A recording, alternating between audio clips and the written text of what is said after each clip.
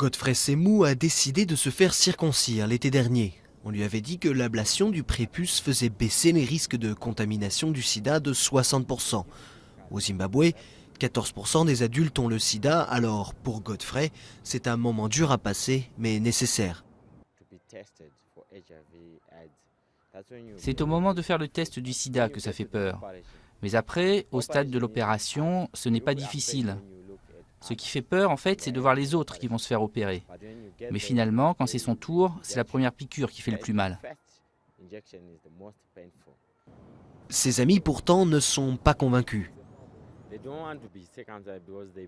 Ils ne veulent pas se faire circoncire parce qu'ils ne croient pas que ça réduit les risques d'infection du sida. C'est pour ça, mais aussi parce qu'ils ont peur que ça fasse mal.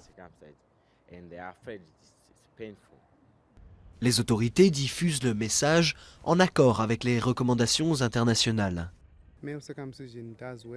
La circoncision masculine marche et ça a été prouvé dans plusieurs pays. Ça permet d'augmenter l'hygiène des hommes, mais le plus important, c'est que ça réduit les risques de contamination du sida par les hommes.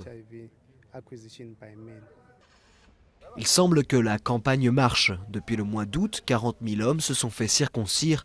Mais la solution la plus efficace reste le préservatif, qui est loin d'être suffisamment utilisé.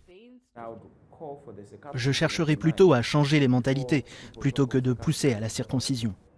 Et malgré son opération, Godfrey préfère ne pas prendre de risques.